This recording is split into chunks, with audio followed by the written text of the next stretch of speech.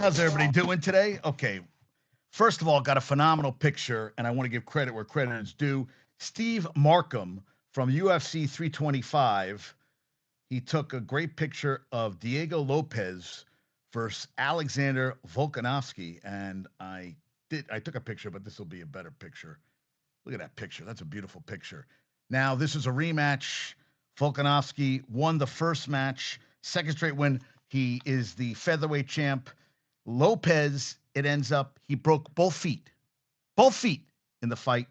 And Volkanovski's trainer said that he had a shoulder injury that almost took him out of the fight, but he still fought. 37 years young, Alexander Volkanovski, 17th fight in Australia, sixth time he's won. He's won. What's the word? What's the word I'm looking for? You know the word I'm looking for. Sixth time that he has continued holding his title, which tied Jose Aldo at 145 pounds. Lopez, third time in 9 fights in the UFC since arriving in 2021. He lost. Yes, broke both feet fighting. Second straight win, I said, over Diego Lopez. Unanimous decision. This fight was closer than the last one. And now we know why, because Lopez was fighting with 2 broken feet. So, Steve Markham, thank you for the beautiful, beautiful picture. So I'll tell you the truth. We were watching it. We were in Florida. Weather sucked. We were inside. We're watching. What were we watching? I forget. I think we were watching The Pit, and I was watching the fight in the background. And yeah, you know, yeah, it was a little slow going. It wasn't all that. Yeah, it was okay. Dan Hooker fought Benoit Saint Denis, who beat the living shit out of him. That was stopped in round 2. And I didn't see other fights beside that. But Dan Hooker's face was like a piece of mush. And yeah, Volkanovski won a decision. So he improved to 28-4. Lopez fell to 27-8. But Dan Hooker, very impressive. Ink on his body. But, retained his title for the 6th time. That's what I was looking for. And yeah, so I said, let me leave with that. Now, Austin Wells is going to play for the DR. A lot of players aren't getting into the World Baseball Classic because teams will not insurance will not cover their salaries. And a lot of guys are like, well, we're not covering. Is Juan Soto, I guess they're covering, which I'm kind of surprised that they're allowing Juan Soto, WBC. I would think he would not get, insurance wouldn't cover him. But Austin Wells is playing for the DR. Juan Soto, WBC. I wanted to look that up. And it says he's playing. He played for the DR, returning for his 2nd consecutive tournament. Yes. Okay. I guess he was one of the top hitters in 2023, posting a 1,500 OPS with 2 home runs and 15 at bats. Scheduled March 5th through 17th. That is my first day, reportedly, of jury duty. We'll see if that actually comes to fruition. Let's hope it doesn't. And yes, so that's happening. Also, HCJ sent me this one today, which I thought was kind of funny. Well, not funny, but most consecutive seasons with a 140 plus OPS to start career. Ted Williams, 17. And he missed 5 years for military duty. Pujols did 11. Johnny Mize, 10. Juan Soto, 8. And that's active entry 2026. Frank Thomas, 8. Charlie Keller, 8. Thank you, Sarah Langs. That was crazy. I thought that was awesome. Also, Jarrett Allen became the first player in NBA history to record a 40, 15, 5 assists with 0 turnovers. Yesterday they beat the Trailblazers 123-108. So congrats to you, Jarrett Allen, for doing that. I'm very impressed. And yes, and this stayed a huge fight at Rochester Nighthawks indoor lacrosse was pretty freaking cool. So, okay, now this is what I wanted to get to. So I was going Barnes. He says, what is trolling? So that's what I wanted. What is trolling definition? The definition of trolling, because trolling. Definition. Okay, trolling meaning. Make a deliberately offensive or provocative online post with the aim of upsetting someone or eliciting an angry response from them. Carefully and systematically search an area for something. So make a deliberately offensive or provocative online post with the aim. So I wasn't trying to upset him, but I was trying to show him as a Yankee fan, I did a deep dive. So I went through my life as a Yankee fan. 1960, because Barnes, I think, was born in 92. I was born in 69. So I said, let me go 69 to 92. Now remember, this was before they had the wild cards. There was no wild card. Wild card started in 95, so they didn't have a wild card up at that point. 69 to 92, my first 24 years on the planet. Well, the Yankees did not make the playoffs for the first 1, 2, 3, 4, 5, 6, 7. My 8th year, my 8th birthday in 76, they went 97 to 62, got swept by the Reds in the World Series. That was when they had 6 teams in the division. The Yankees finished 5th, 2nd, 4th, 2nd, and 3rd. And then 97 and 62 in 76. 77, 78, that's when I remember going to my first game. I had to be 77. I had to be 9. And they went 162, beat the Dodgers in 6, then went back-to-back 78, 163 because they played the extra game because they beat the Red Sox, Bucky fucking Dent, in 78. So that was back-to-back. So back-to-back-to-back playoffs. Then in 79, 89, and 71, 4th, no playoffs. 1980, Dick Hauser, 103 and 59, lost the ALCS to the Royals, who won 1980 was right. 1980 World Series had to be, let me look that up. 1980 World Series had to be Yankees, 1980 World Series, won by the Phillies. They beat, first in franchise history. I'm sorry. They 4-2 over the Royals.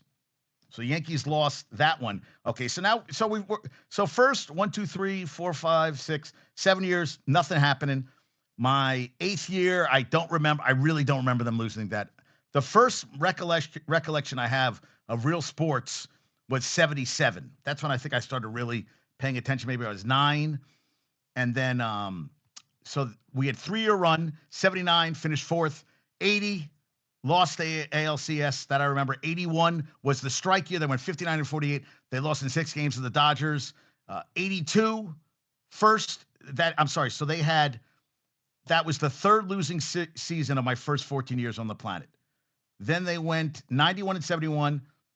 So basically no playoffs from 82, 83, 84, 85, 86, 87, 88, 89, 90, 91, 92. Right, because after 78, it was 78 to 96. So that's a long run. So basically from 78, now they did win a World Series. But World Series list from 78 to 96. But there were some ugly years. There was actually from 81, 82, they went 79 and 83. Then they went 91 and 71, 87 and 75 and 83, 91, 71, 83, 87, 75, and 84, 85, 97 and 64. But that was it. There was no wild card. So you finished 2nd. That's the 85 was the Cardinals Royals again. And that's when the Royals won the World Series. 86, 90 and 72. That was Mets versus the Red Sox. 87 was the 87, 89 and 73 4th. Then 88, 85 and 76. And then the ugly years. 89, 74 and 87. 1990, 67 and 95, 91, 71 and 91, 92, 76 and 86. So they ended from 21 to 24. They were ugly. They had 4 straight losing seasons. Yes, 4 straight losing seasons. And then the Yankees, and I know I had it here. Oh, God damn it. Then from there, and I had the Yankees by year. So 90, I told you right there from because I was doing this for Barnes, but Barnes only gives a shit. It's about opening day, whatever the fuck. Well, how many days till opening day, douchebag? Really? How many days? 18 days till spring opener. Get the fuck out of here. 18 days till spring opener. Are you fucking kidding me? Like, you know what? There's some things you say that who cares? Who cares about spring training? Great, go up. I know you're going. I know you're going, and I hope you have a wonderful time. So basically, I had it here from 92. They had that ugly run from 89 through 92, and then 93, 88, and 74.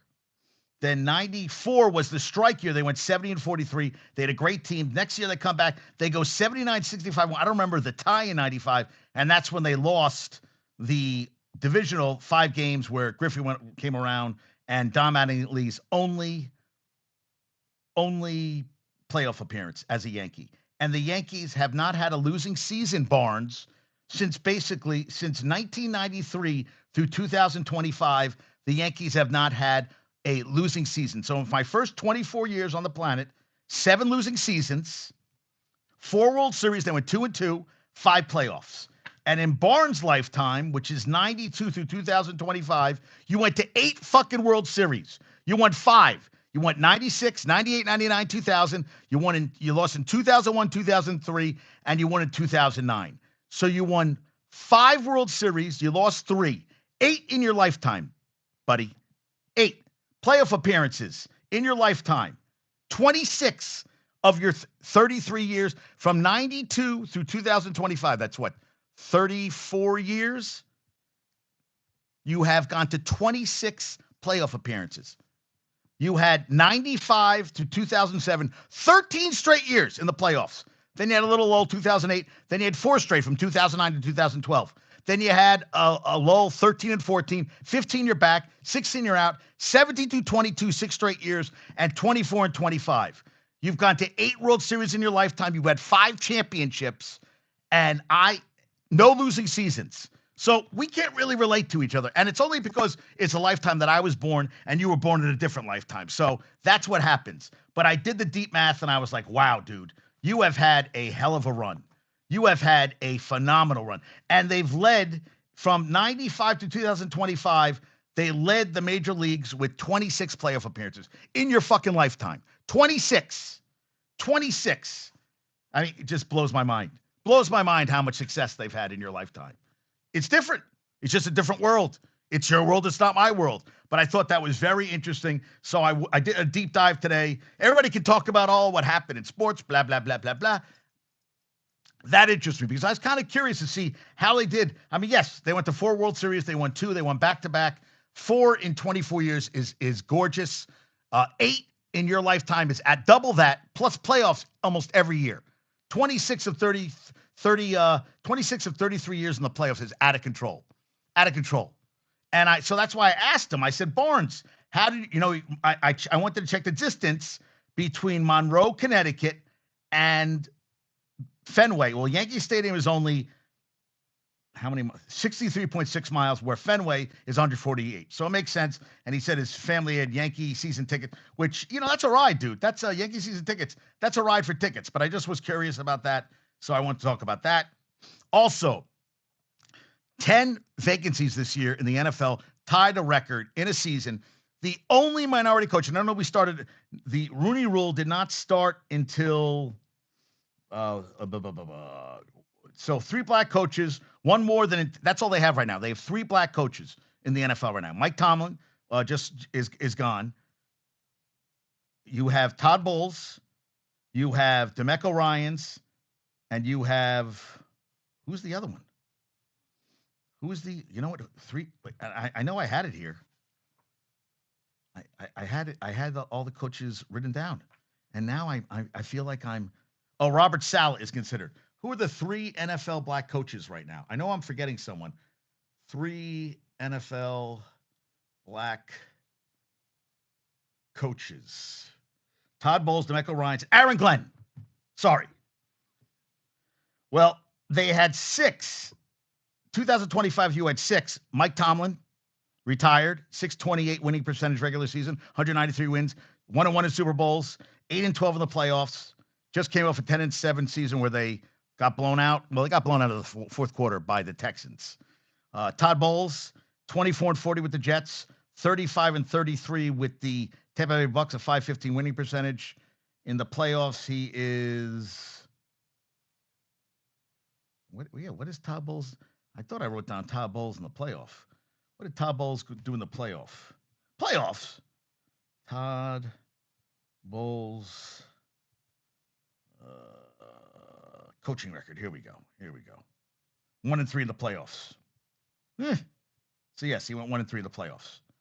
You have Mike McDaniel, who says he's biracial, 35-33 with the Dolphins.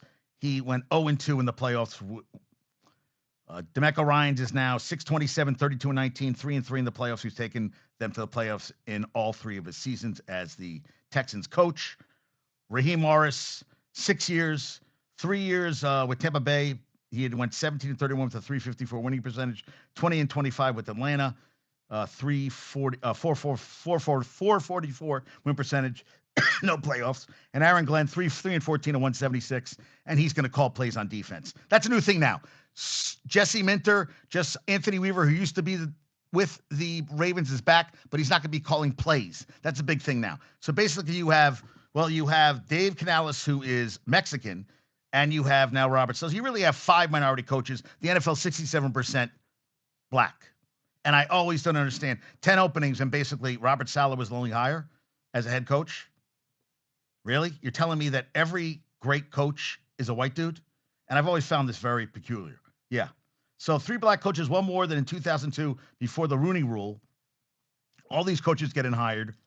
As I said, that tied a record for most hires.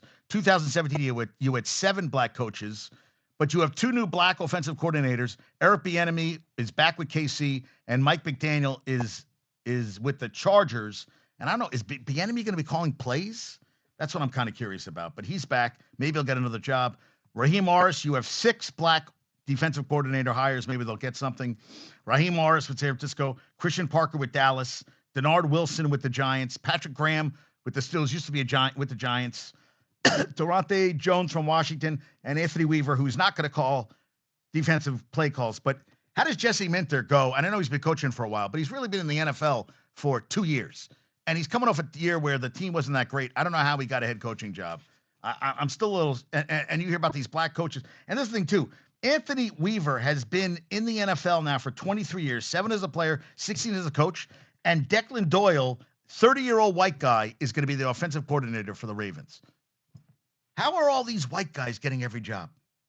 I'm trying to understand. I really am. I'm trying to understand what's going on here. It doesn't make any sense to me. But Davis Webb is now the new OC. Will he call plays for the Denver Broncos? We don't know about that.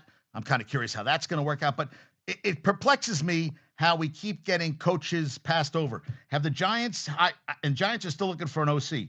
Giants OC. I guess they don't have one yet. Yeah. Davis Webb takes the promotion. So Mike Kafka was the last one. They don't have one yet. Brian Callahan, Cliff Kingsbury are also interviewed for the job. So we're going to see what happens there. They still don't have an OC. Clint Kubiak's going to get the Raiders job. So now another white coach is getting another job. Also, who else did I see got a job? Sean McVay coaching tree. Mike LaFleur, Rams OC 23 through 25. He's into the Cards head coach, where he had left without getting a contract signed. Now he got the contract signed. Kevin O'Connell, Rams OC in 2021. They won a chip. He's been the Vikes now 4 years, 43 and 25, 632, 0-2 in the playoffs. And supposedly that was the big thing with the GM getting fired, was that they were at odds about J.J. McCarthy, which has not worked out well. And I think there's going to be a quick hook. Maybe they'll even draft a quarterback. Not that there's. I've heard Ty Simpson now might be a quarterback. The Dolphins with their new coach, another white coach. So, I mean, they said they might go after Ty Simpson. That means Tua's out of the way. I mean, it's going to be a lot of musical quarterbacks, it seems like, this offseason. And it's not a strong draft. At the Senior Bowl, Nussmeier had a very good day. All the other quarterbacks, Pavia, they said ran well, but he completed a lot of passes, but they were short passes. But Nussmeier did the best for his case going to the draft. And he's a guy who had a very good year 2 years ago with LSU and then had an off year. But, they also got rid of Brian Kelly, so it's kind of a mess over there. But I think he's a guy who could produce in the NFL. We'll see what happens. So then Matt LaFleur, Rams OC in 2017, Green Bay 7 years, 76-40-1, 654, 3-6 in the playoffs. First 2 years, 19, they lost the NFC chip to the Niners, who ended up losing the Super Bowl to the Chiefs. And 2020, they lost to Tampa Bay, which beat the Chiefs in the Super Bowl. So he's had a pretty good run. Not a good. They were up 21-6 going to the fourth quarter. Lost to the Bears. I thought he was gone. Now we got a contract extension. And Liam Cohen was the Rams OC in 22. When did the Rams win? Wait, did the Rams win the? I think Kevin O'Connell left before he won Rams Super Bowl win. Rams Super Bowl wins. They won in 2022. So I'm sorry, he left O'Connell, and then it was Matt. Wait, who was it? Was it O'Connell? No, Liam Cohen was the OC in 22, but it was the 21 season. That's what I get confused here. They won in 22. Rams 2022. I think that's not 2030. Because I always get, we're talking about the 22 was it was 21. 21 was in the 21. They won the Super Bowl. Defensive coordinator was Kevin O'Connell. Then he got the job. Raheem Morris was the defensive coordinator. But I was kind of, but he wasn't a good head coach. Denver defensive coordinator, who I always feel like he should get. Always felt he should, Vance Joseph. So Vance Joseph has never really gotten that job. He was a head coach for a little bit. He's been more defensive coordinator. He played for the Buffs as quarterback and running back 1990. Signed for the Jets. Spent 12 years as defensive coach with the Niners, Texans, Bengals, and Dolphins. Head coach 2017, fired 2018. And he's basically been a defensive coordinator since. So, yeah, I guess he's not going to get another job. 11-21. Very good defensive coordinator. I don't understand why these guys, and white guys just keep getting hired and hired. I don't understand. It's never going to make sense to me. It keeps happening. But, I feel like I'm just like batting my head against the wall kind of thing. Now, the Knicks have won 6 straight, 31-18. They beat the Lakers 112-100. Brunson had off day. 6 straight wins. They're 31-18. Lakers are 29-19. They play tomorrow at Washington. Wednesday, back home for the Nuggets. At the Pistons Friday. So they got a busy week coming up this week. The Rangers, they play February 5th. They play on today's Tuesday, Thursday. And they won't play again until February 26th. They'll play the Canes at home on the 5th. They'll play the Flyers at home on the 26th because of the Olympic break. They're 22, 28, and 6, 50 points, last in the Metropolitan. The Canes, their record is they're 22, 28, and 6, 50 points.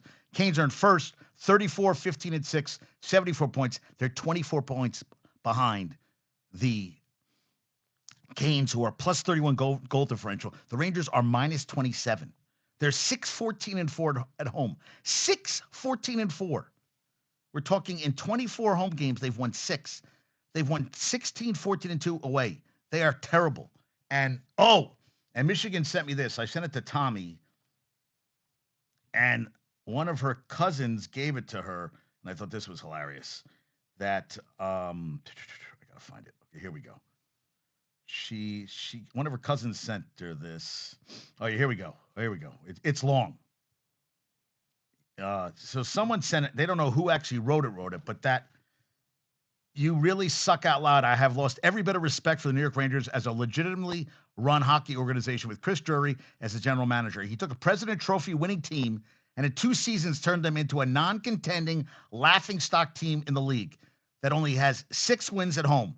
Time to quit all of your self-serving bullshit words, notices, and toxic letters. You divided the locker room for the 2nd straight year, moving Gaudreau, Trouba, Kreider, Lindgren, and several other players over 2 years. Now you actually come out and announce in a letter that you will not be renewing Artemi Panarin's contract and that every player is not safe from trade. What the fuck kind of toxic, egotistical scumbag move is that? You have systematically decimated this team from the inside, one player at a time. You should be shit-canned by Dolan immediately, but even he has his head up his ass also when it comes to knowing how to run a winning hockey organization. Thanks for 7 years of dedicated play, Artemi. But he did. He's led the team in points all every year he's been there. Now with stats like these, how can you not consider Artemi Panarin a core player? You're not retooling the team. You're rebuilding your fucked up rebuild. We're not blind. You're a total joke. You're like Jen Psaki, and you suck at your job. I don't know who Jen Psaki is. Panarin leads Rangers with 57 points, 19 goals, 38 assists in 52 games. He's been the Rangers' leading scorer every season since joining the team in 2019-20. Panarin has 607 points, 205 goals, 402 assists in 482 games with the Rangers since 2019-20. In franchise history, he's 14th in goals, 8th in assists, 9th in points, and 1st in points per game, 1.26. His 607 points are 6th in the NHL since he joined the Rangers behind Connor McDavid of the Edmonton Oilers with 802. Draisaitl with 718. Nathan McKinnon of the Avalanche with 701. Pasternak of the Bruins with 618. And Nikita Kucherov of the Lightning with 612. They won yesterday. They had never come back from a 4-goal deficit in their franchise history. The Lightning, they won the outside game. I guess it was 6-5 in. Yeah, I'm surprised. Well, it should be done soon. I hear you. And he has 36 points in his last 14 games, Kucherov, which is out of control how well he's playing. With our position in the standings and injuries to key players this season, we must be honest and realistic about our situation. Drury wrote on January 16th. We are not going to stand pat. A shift will give us the ability to be smart and opportunistic as we retool the team. This will not be a rebuild. This will be a retool built around our core players and prospect. This is total bullshit. Fire Chris Drury immediately. And I thought he said something else. I don't think that was that it, because I thought there was more to it. I thought he said, and then he went off on Laffy, who he said Laffy sucks, but I can't find the rest of it. Yeah. Well, yeah, but it was fun wacky. Let's be honest. It was awesome. And it was freezing there. The weather sucked. Yeah. Oh, I'd be upset too. Lightning will make the cup final. Yeah. So they had their tied for most wins in January. They went 11-1-1 in January. Yeah, we were on the plane, so I was watching some of it. Then I watched the whole third period. I watched the overtime. Except having I can't stand the announcers. Who are the announcers? McDonough and the other guy. McDonough just sucks. McDonough's a terrible, terrible hockey announcer. He sucks. He really does. He sucks. Yeah, I can't stand him. So yeah, but he wrote that and he went off on Laffy, and they're like, well, Laffy scored 2 goals. They were down. What were they down? They played the Pens on Saturday. Weren't they down 5-1? Then they made it 6-2. Yeah, Ray Ferraro. 6-2. Then they lost 6-5. But he had 2 goals, and he goes, Laffy sucks. I don't care. Laffy still sucks, which he has. And that's the thing, too. He was the number 1 pick, and he really isn't panned out. You saw what Schaefer's doing. Schaefer already has more goals as a rookie than Bobby, right? Bobby Orr, more most goals as a defenseman as a rookie? Yeah. What's next year's outdoor games? Oh, let's look up what's next year's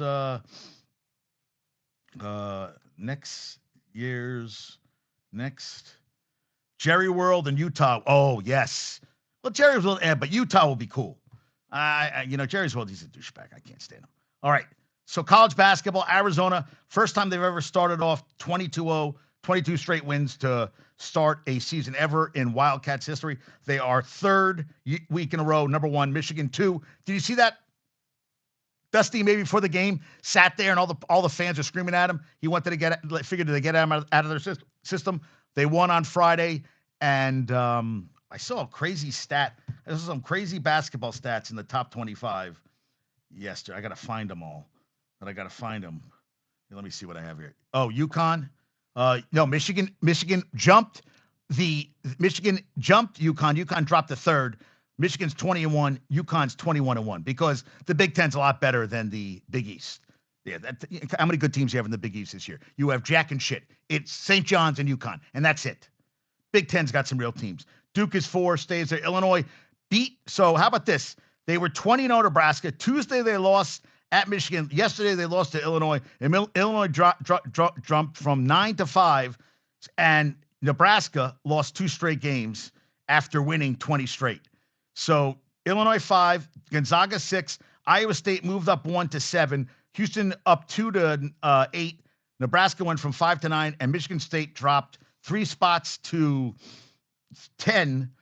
Kansas is now up from 14-11, Purdue State at 12, Texas Tech went from 11-13. UNC plays Syracuse tonight. They are 17-4. They are up 2. Vanderbilt went from 18-15. BYU down 3 from 13-16. They did lose to Arizona. Florida down 2 from 15-17. UVA 18 from 17. St. Louis, the Billikens 21-1 went from 21-19. Clemson up 2 to 20 from 22. Arkansas dropped from 15-21. They're 16-6. St. John 7-game win streak up 3 to number 22. Miami of Ohio 22-0. They have their longest win streak in program history and longest in MAC history. 22-0. FaZe Kid goes there. Cool. They're 23. Louisville is down 4-24, and Tennessee is in after being unranked. They're 15-6, and they're one spot behind Louisville, which they beat by 21 points this year. Make it make sense to me. Make it make sense to me, please. Please, for the love of God, make it make sense to me. It doesn't. I want it to. It does not. Oh, yeah, and Mike Jones says NFL releases statement on Steve Tisch. The league is aware of the reports and Steve's response. Our office will look into the matter to understand the facts. Bullshit, bullshit, bullshit, bullshit, bullshit, bullshit. No, nothing's going to happen. He's a white billionaire owner. No one cares. Dylan Brooks received his first Player of the Week honors. Good for him. I'm not really a Dylan Brooks fan. This is what Bill Barnwell said about Carolina. Carolina's NFC South title with an 8-9 record, and it required the Falcons to bail out. Yeah, they lost the game, and they had to beat the didn't they have to beat the Saints, or they had to beat Carolina? Right? That's what happened. Carolina won. Oh, right. Carolina won. I'm sorry. Tampa Bay won, but Atlanta had to lose for them to get in the playoffs. But since they won, Carolina gets in after losing their last game of the regular season. 26 in points per drive over the last 2 years, the Carolina offense, and that has come against a generally weak schedule. Yeah, they're heading the right direction, but they have a lot of work to do. I agree, Bill Barnwell, 100% on that one. Cavaliers is on a 5-game road win streak, its longest the past 5 years.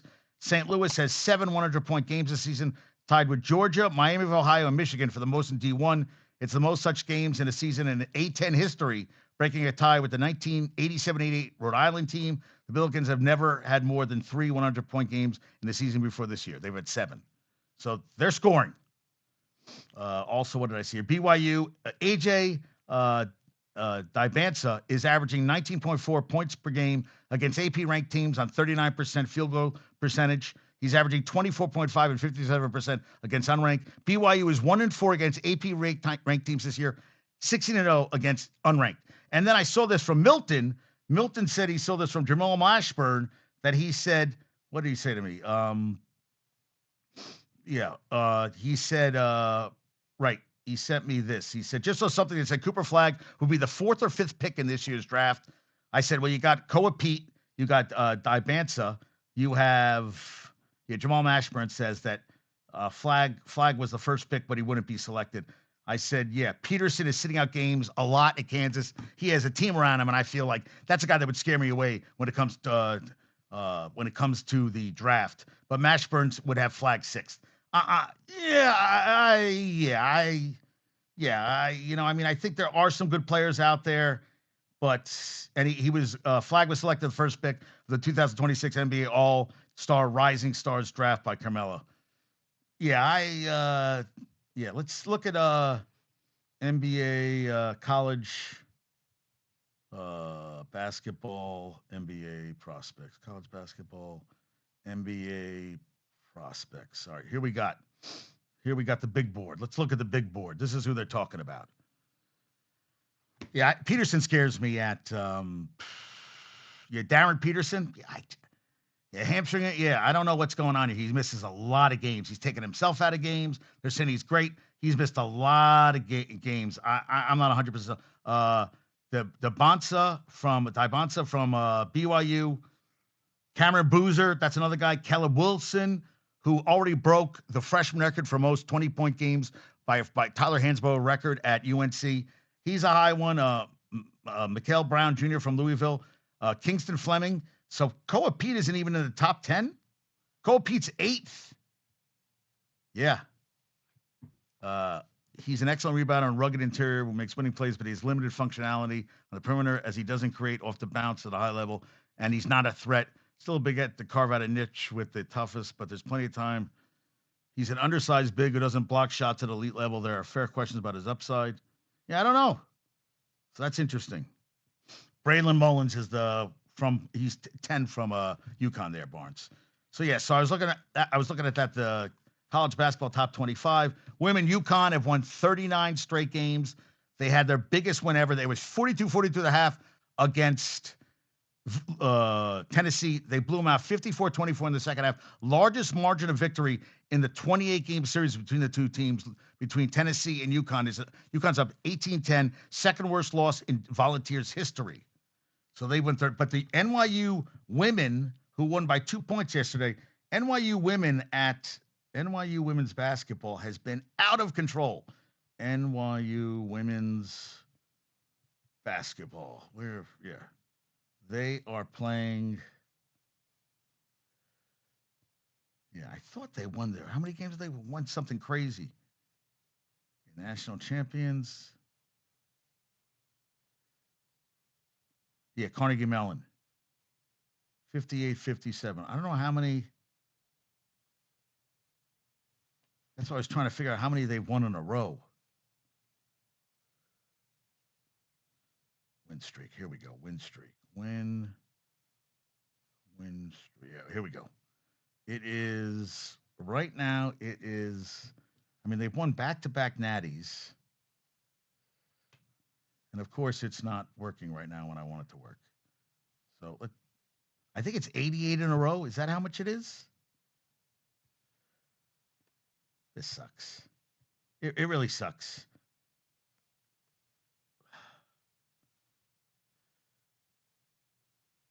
And it's not working. NYU women's basketball. Let's ask ChatGPT. NYU women's basketball win streak. Win streak. Here we go. I thought it was 88. January 10th, 74. That doesn't really help me. It was 74. So that was January 10th. We're already at the end. NYU women's basketball. Yeah, they got to be. They are currently 18-0. It really doesn't help me. Yeah, man. No, I know it's been. Oh, another win. Friday night dub. Yeah, I would like. I'd like better win streak. Yeah, and it's not doing anything here. It drives me crazy that it's not doing what I want it to do. So it was 74 on January 10th. NYU women's basketball schedule. So let's do that. Yeah, let's do that. Let's look. Okay, there were 74 in a row. 74 in a row on January 10th. And it's not showing anything. Thank you. I don't know why this isn't doing what I want it to do, but of course it never does what I want it to do. So yeah, it was 74. I thought it was over 80 now because that was January 10th. Okay, so UConn's number 1, UCLA's 2. Gamecocks, Lady Gamecocks are 4th, 3rd. Texas, LSU, Louisville, okay, Michigan went from 9 to 8. I'm looking at teams like UNC's in for the first time. They were unranked. Now they are 25th in the country. So Duke is 17th. Vols got blown out to down 4. Princeton went from 19 to 23. They lost to Columbia the other day. So that's all I got on that one. And baseball. Hey, what's up there, Josh? Luis Arise shooting San Francisco 1 year, $12 million. Arise last year went 181 hits, 292, 80 home runs, 61 RBIs, 292, 327 on base, 392 slugging, 719 OPS. So he's going to go play for San Francisco 1 year. Eugenio, yeah, right. It's Eugenio, but I would say Guapo, but I said it's Mr. Suarez, 1 year, $15 million from the Reds. He's going to be 35 in July. He was great with Arizona. He hit 36 home runs, 47 RBIs, 248. Seattle 13-31, but 49-118 with a 228 batting average, 824 OPS. That's a pretty good player. That's a good player in my mind. Yeah, I was trying to find out the goddamn because I hate when this does this to me. I'm looking at the time. I know Michigan's coming home soon, and I'm like, I know she's coming home soon, and I'm going to be like, God dang it, I got to get this going.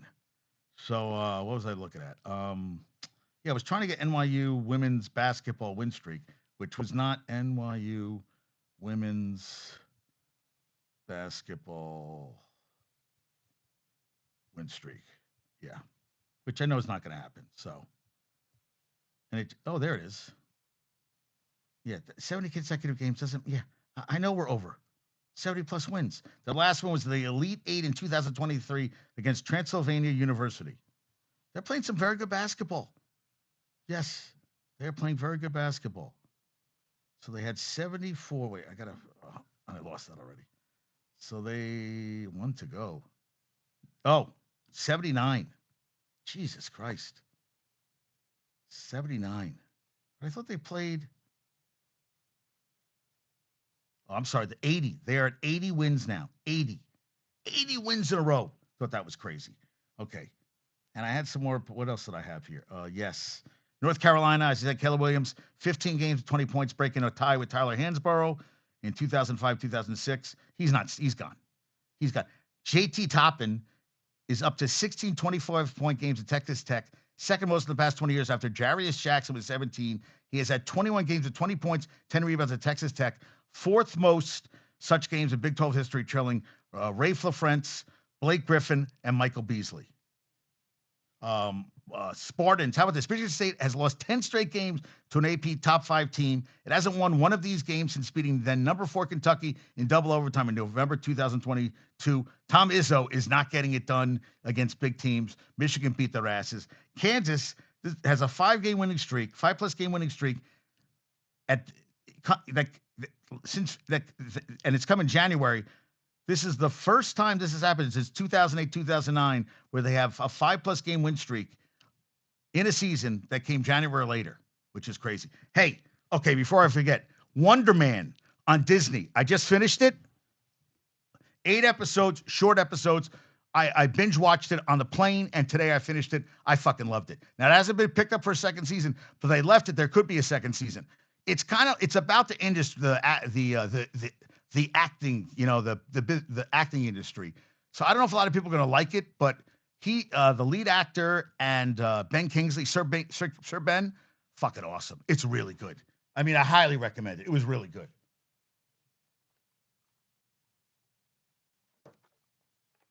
Sorry, I drooled a little bit. That's what I get for drinking my water. All right, so I did that. Let me see. I can keep going now. What else do I got here? Got all. I talked about Spartans. Talk about Kansas. The water jug. Yes, the water jug. Purdue. Braden Smith has 954 career assists, passing Greg Anthony, 10th at 952, and tying Aaron Miles for 9th on the D1 all-time assist list. Yeah, so Michigan, we said we got to cut out I put on too much weight. I'm too heavy. And so we get home late last night from Florida. It was fucking freezing. We get a pizza, and she forgot to order it. Just finished in the sauna, glugging some water. Yeah. You just say, you don't have to tell me you're in the sauna, dude. That's TMI. That's too much. And she orders a pizza and ends up, she was doing half mushroom, half plain, but it was all freaking, she said it was all mushrooms. And I said, well, just take the mushroom. She goes, it's contaminated. So then I'm like, I got to quit. So then what comes in we got a huge box of freaking these. Got this. We got a box of Girl Scout cookies. 5 of them came. We got 5 more. I've already eaten 3 boxes. So that's all gone. Yeah. Dude, it's water. You're not cutting weight sitting in a sauna, dude. All you're doing is losing water weight. The minute you start drinking, it goes back on. Yeah. It doesn't do shit. All it does is clean out your pores a little bit. And you need to clean out some pores after your weekend there, Barnesy. But, yes, we can't do that. Metabolism. Yeah. Is it speeding it up? That's what I was going to ask you. So Braden Smith has 954 career assists, passing Greg Anthony and tying Aaron Miles. Okay, so check this out. So, good for you, dude. You're okay. So you realize you had to stop. Okay, good. You went to some meetings. Okay, I'm glad you did.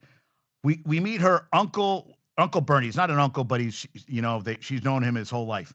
He said to watch Super Bowl III as a Jets fan. He lived in Roslyn in Long Island. And he had to, was it Roslyn? Or I forget where he lived. No, Queen. They had to get a hotel room in New Jersey to watch the Super Bowl III.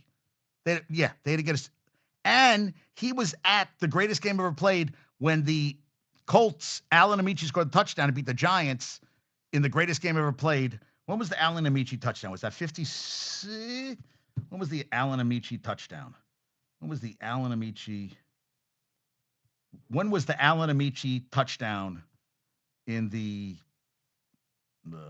December 58, the greatest game ever played. I was wrong. I said 56. It was 58. He was at that game too. I said, "Oh, right, nice going."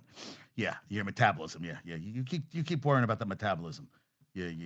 Okay. Cornhuskers are the 8th program in AP history to lose their first 2 games ever played as a top 5 team. The only other team in the past 40 years was Butler in 2019-20. Houston has won 6 straight home wins, the longest active streak in the Big 12. They're 49-1 in the last 50 home games. Good for them. I saw that. That's what I saw. So now they're not going to, what's his name? Rozier, they withheld his 26.6. They appealed, and now he's going to get his money. So I guess that's going to go. That's going to be going away. We'll see what happens there. Yeah, Jeff Hafley and Ty Simpson. That's I'm not 100% sold on that one. I'm not. Yeah. So Anthony, we were back with the Ravens where he was there 21 through 23, including assistant head coach. So now he's going to be the defensive coordinator, but not call plays. Okay. I mean, so you have a job, but it really doesn't. I guess you design the defense, but your coach is calling all the plays. Yeah, I don't know what to say about that. Yeah. Okay. Good for you. Best of luck. Enjoy the ride. Wishing you the best. Yeah, broke both feet. That's crazy, man. That is crazy. Clemson women's basketball coach Sean Poppy says the players on his team pitched the idea and used their own NIL money to fund a flight trip for teammate Rusney Augustanti's mom to come over from Lithuania and surprise her on her birthday. Poppy, I was almost in tears at just the idea. So, what's her name? August Tenates opens the door and her mother's there, and you just see the tears coming down. I thought that was Chapel Fowler, covers all Clemson stuff. I thought that was beautiful. Vols, yes, we talked about them. They're back in the polls in the men's side. Wes Rucker. Jonah Tong ranks 3rd on our list of Mets top prospects for 2026. Amazing Avenue. Good luck with that. Ben DiNucci of the Broncos. Elijah Moore. Wide receiver Brandon Johnson and tight end Mercedes Lewis are all officially free agents, practice squad players from the Broncos and Rams. So Ben DiNucci, best of luck. He did play a little bit with the Cowboys. Yeah, I don't believe ML football is a real site, so I don't really talk about that.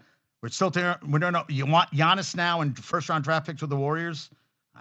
I don't know what's happening here. I got to be honest with you. It just goes on and on and on and on and on. I'm like, come on, this is ridiculous. Yeah. Yeah. Until we know what's going on, now they did talk about the draft. They said the Jets could go 33. They could go Caden McDonald, defensive tackle from Ohio State. Okay, who else did I say? Malachi Fields, wide receiver from Notre Dame. I was really looking at guys who could go. I was really looking at the top of the draft. Everybody, it looked. I mean, Mendoza should go number 1. I really wanted to see after what. This is a prognosticator. This is Matt Miller on ESPN. He has Mendoza going 1. Arvell Reese, the edge rusher from Ohio State, going 2 to the Jets. Yeah, they were 31st in sacks. They need a primary rusher. But they spent first-round picks. Jermaine Johnson, 22. Will McDonald, he's a linebacker edge rusher. He's supposed to be really good. Micah Parsons, Abdul Carter mold with elite speed and power. I've heard great things about him. Francis Mayagoa from the offensive tackle from Miami. Then Ruben Bain Jr. played very well in the championship game for Miami, going to Tennessee with the 4th pick. The 5th pick, Giants taking Carnell Tate, which HJ is not going to be happy about, but that's what they're saying. The best player available. Spencer Fano, offensive tackle from Utah. 6th of the Browns. 7th, Caleb Downs, who's a shutdown. Yeah, I mean, he's a top. But there's a top end at the premier positions. Could be a good guy in the defense. 8 is Jeremiah Love to Kamara's getting. It seems like a Bijan Robinson kind of. Alvin Kamara is going to 31 years old. He can be a home run kind of guy. David Bailey, who they said really, I've heard mixed things about him, that he's kind of a tweener. He's not really big enough, and they could push him around the NFL, but he's got a lot of speed. We'll see what happens there. Who was the other one? I like this. The Cowboys, Sonny Styles, no, but I like this for the Eagles at 16. Jets at 16, taking Mekhi Lemon, the wide receiver from USC, best player available. He is good. He catches, similar to Monroe St. Brown. They said Garrett Wilson. And the 18th. No, I'm sorry. Where are the? They said where are the? They're saying the Eagles at 23 taking Kenyon Sadiq at tight end. He could be that guy. He could be that guy. I'm kind of curious about him because he could become that guy, and I would like to see what he could do. That would be interesting to me. So, I mean, I guess we're going to see what happens. But a lot of Ohio State guy. I was training my client today, who was a law professor at the Ohio State, and I said, "There's a lot of guys from your school," and he said, "How did they not win?" I said, "I'll tell you, Ryan Day choked. I thought they had the best team, and they didn't get it done. That's what I mean. If I had to be honest with you, I feel like they didn't get the job done. If I had to really say, I didn't think they got the job done this year. They should have won, but they did not. We'll see what happens." I was trying to find a song from, Hillary Knight's about to be in her USA record 5th Olympics, has been named the captain. She's been the Americans' captain since 2023 Worlds. Alex Carpenter and Megan Keller in their 3rd Olympics will wear the alternate. Team USA open against Czechia Thursday. Thank you, Michael Russo. I'm psyched about that. Yes, I think that's going to be awesome. I think that's great. How about this? So this last night, Chris Kreider, 30 points in 49 games with Anaheim this year. 30 points in 68 games last year with the Rangers. And the Ducks are playing a lot better hockey. Ducks are playing a lot better. Yeah, let's check out what the Ducks are doing. Ducks. Let's look up the Ducks. No. They were up 3-0. They beat the Golden Knights. They're 29, 23, and 3. So I would say they're playing a lot better. And did you see that 80th consecutive game for NYU? And I had it right here. I'm looking all over for it. It was right on my cards. Yeah. Lightning, first 4-goal comeback in franchise history. Good for them. Love it. Tyrone Tracy is back-to-back 1,000 scrimmage yards seasons. Big Blue room data. 11 of the first 32 players who began their careers in the ACC, but 6 transferred after 2024. Also, 5 of the top 42 from a school that finished 7-6. That's what David Hale said about this mock draft.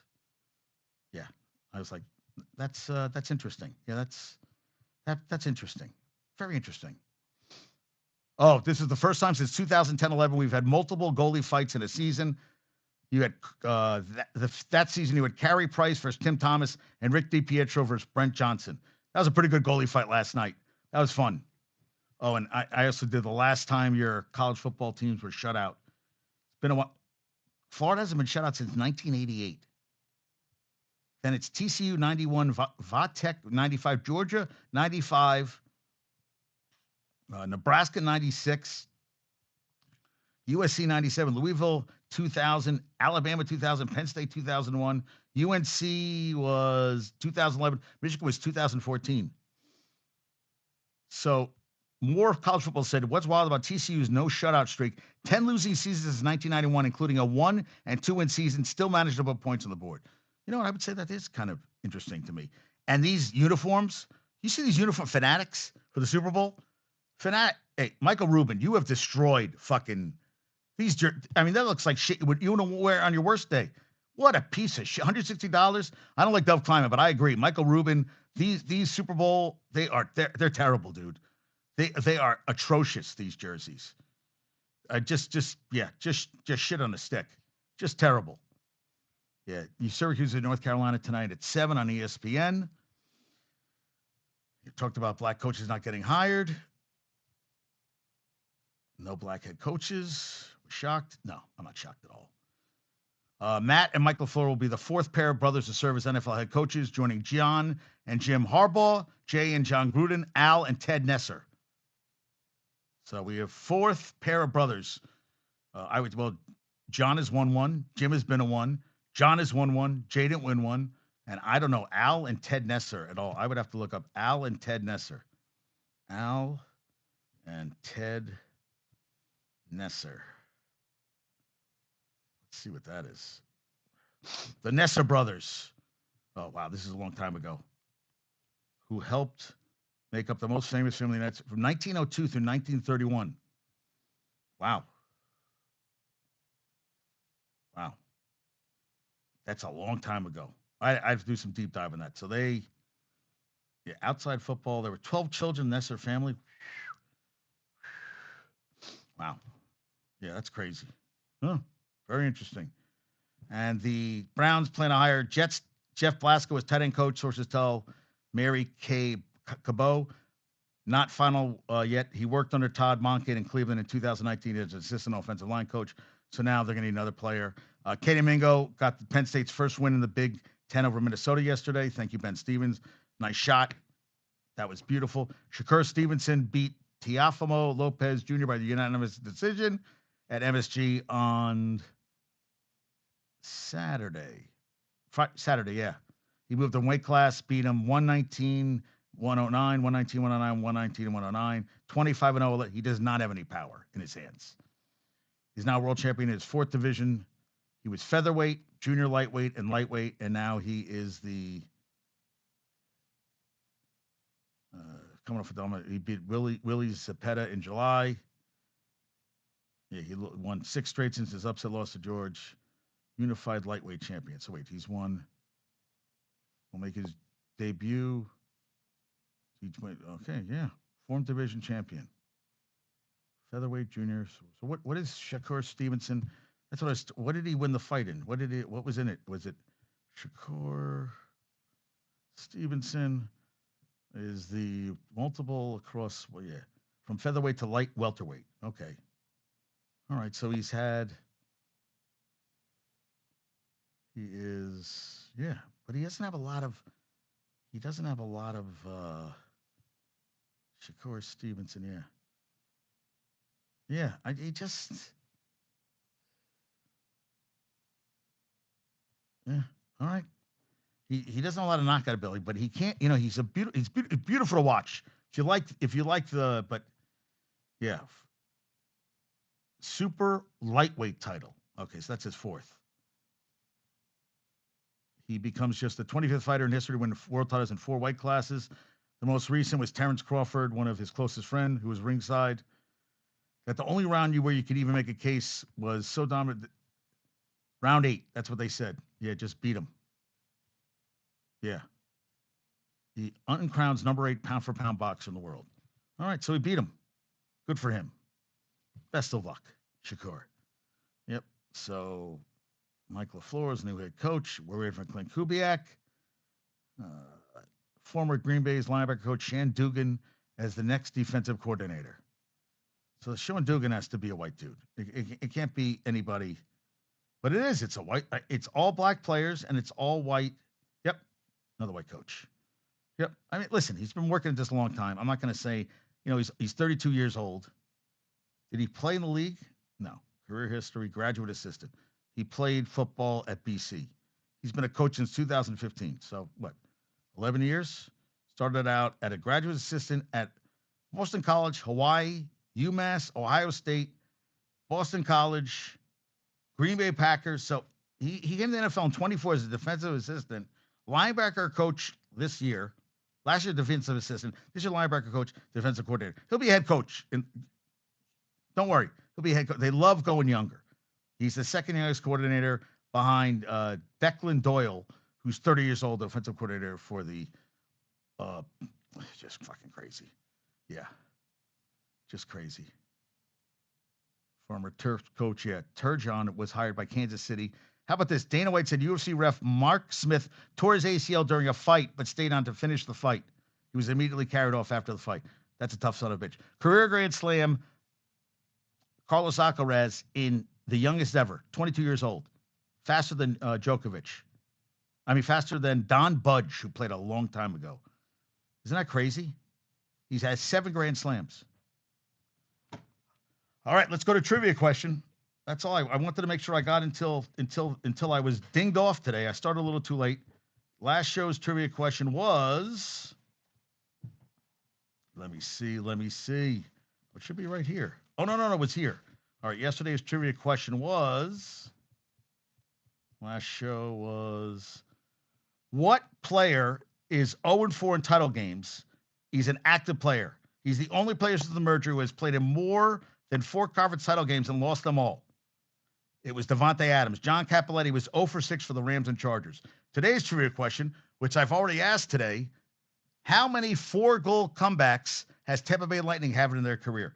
How many 4-goal comebacks has the Tampa Bay Lightning have had in their franchise career? That's all I got. I saw Josh. I saw Barnes. And that's all I saw. All right, everybody. Have a great day. Peace out. I'll talk to you soon. Adios.